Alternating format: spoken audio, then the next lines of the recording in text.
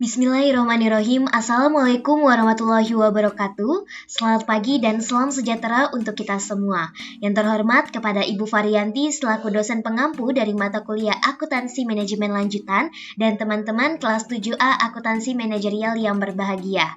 Pada kesempatan kali ini, kembali saya Nur Aziza Aryana dengan NIM 196510007 kelas 7A Akuntansi Manajerial akan mempresentasikan mata kuliah Akuntansi Manajemen Lanjutan pada bab 5 dengan judul Pengambilan Keputusan Manajerial dan dengan sub pembahasan kalkulasi biaya variabel, laporan tradisional, dan juga ABC. Dan langsung saja kita masuk dalam pokok pembahasan.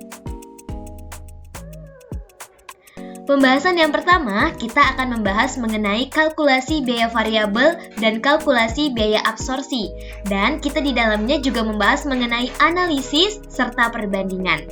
Dijelaskan yang pertama, kalkulasi biaya variabel ini menekankan perbedaan antara biaya manufaktur variabel dan juga biaya manufaktur tetap. Kalkulasi biaya variabel ini biasa disebut sebagai variable costing yang membebankan hanya biaya manufaktur variabel ke produknya saja. Biaya-biaya tersebut meliputi bahan langsung, tenaga kerja langsung, dan juga overhead variabel. Kalkulasi biaya absorpsi atau absorption costing ini dapat membebankan semua biaya manufaktur ke produk, di mana biaya absorpsi overhead ini tetap dipandang sebagai biaya produk dan bukan biaya periode. Biaya overhead tetap dibebankan kepada produk melalui penggunaan tarif overhead tetap yang ditetapkan terlebih dahulu dan tidak dibebankan sampai produk tersebut habis terjual. Baik, kita masuk ke pembahasan yang kedua, ini mengenai pengukuran kinerja pusat investasi dengan menggunakan laporan laba rugi variabel dan absorpsi. Untuk tabelnya di sini terbagi menjadi dua, ada perhitungan biaya absorpsi dan juga ada perhitungan biaya variabel yang termasuk dalam biaya produk dan juga biaya periode. Untuk biaya produk, pada perhitungan biaya absorpsi ini yang termasuk adalah bahan baku langsung, tenaga kerja langsung, overhead variabel, dan juga overhead tetap. Sedangkan yang termasuk dalam biaya variabelnya adalah mencakup bahan baku langsung, tenaga kerja langsung, dan juga overhead variabel. Dan untuk jenis biaya periode, dalam perhitungan biaya absorpsi ini mencakup beban penjualan dan juga beban administrasi. Dan untuk biaya periode yang termasuk dalam perhitungan biaya variabel ini mencakup overhead tetap dan juga beban penjualan. Oke, pembahasan ketiga, kita masuk tetap pada pengukuran kinerja pusat investasi dengan menggunakan laporan laba rugi variabel dan absorpsi. Ini lanjutan dari slide sebelumnya yang menyatakan bahwa kalkulasi biaya variabel ini mampu memberikan informasi biaya yang penting dan nantinya informasi ini akan digunakan untuk pengambilan keputusan ataupun pengambilan atau pengendalian atau pengawasan. Untuk tujuan internalnya, kalkulasi biaya variabel ini adalah alat manajerial yang bermanfaat. Oke, kemudian kita masuk pada penilaian persediaan. Jadi, pada metode kalkulasi biaya produk yang berbeda, ini nantinya akan memberikan pengaruh yang tinggi terhadap nilai barang yang tersimpan dalam suatu persediaan. Kemudian kita masuk dalam laporan laba rugi yang mencakup analisis dan rekonsiliasi.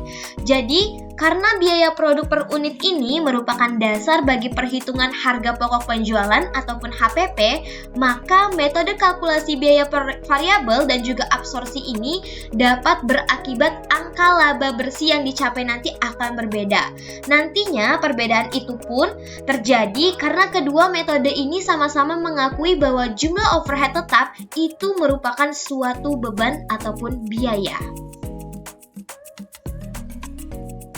Oke, selanjutnya kita masuk pada hubungan antara produksi, penjualan, dan laba.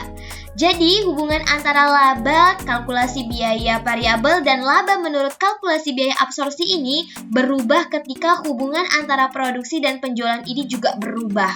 Nah, ketika barang yang terjual ini lebih banyak daripada barang yang diproduksi, maka nantinya laba menurut kalkulasi biaya variabel ini akan dinilai lebih tinggi daripada laba menurut kalkulasi biaya absorpsi. Kemudian, hubungan antara produksi, penjualan, dan kedua laba yang dilaporkan dapat disajikan dalam rumus. Ketika produksi lebih besar dari penjualan, maka laba bersih absorpsi juga akan lebih besar dari laba bersih variabel.